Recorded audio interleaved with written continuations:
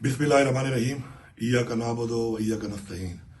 हमारे लीडर इमरान खान साहब के आंख के हवाले से, सेहत के हवाले से जो हमारे तहफ़्फ़ुज़ात हैं वो वैसे ही बरकरार हैं, क्योंकि निहायत ही अफसोस की बात है कि पाकिस्तान का वो लीडर कि जिसने पाकिस्तान के लोगों को कैंसर जैसे मर्ज का फ्री इलाज मुहैया किया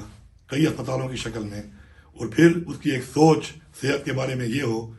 एक लीडर की कि जब वो पख्तूनख्वा में हमारी हुकूमत आई तो हमने एक यूनिवर्सल हेल्थ कार्ड दिया हुआ है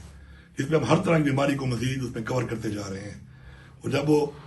ज़्यादा पाकिस्तान बना तो उसने पूरे पाकिस्तान के लोगों को ये फैसिलिटी दी। आज उसकी अपनी सेहत के हवाले से उसको अपना ज़ाती मुआलिज नहीं मिलवाया जा रहा, जो कि निहायत ही अफसोसनाक है और हमारे लिए बाइस शर्म है, बहैसियत PTI,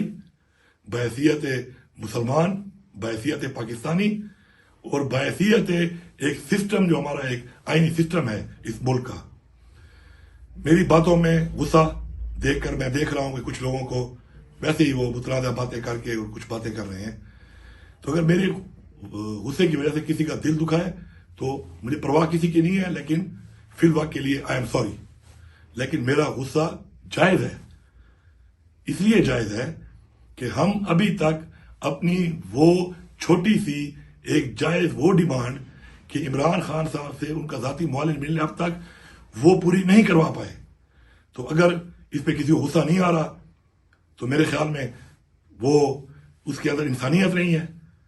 और फिर इमरान खान के जो फॉलोअर्स हैं या वो लोग जो इमरान खान की वजह से कुछ है, अगर वो इसके ऊपर गुस्से पे नाराज हो रहे हैं फिर निहायत ही अफसोस है। और मैं समझता हूं कि हम सबको भरपूर तरीके से ये अपना मकसद जो है उस पर फोकस करना चाहिए और इसके लिए आवाज उठानी चाहिए, लगातार मजीद उठानी चाहिए कि इमरान खान के जो ज़ाती मुआलिज हैं उनको मिलवाया जाए, ताकि हमें पता चले कि इमरान खान की आंख और सेहत के हवाले से इस वक्त क्या अपडेट है। तो आप सब ये आवाज उठाएं और इंशाल्लाह हम अगर मिलके एक मकसद पे फोकस रहेंगे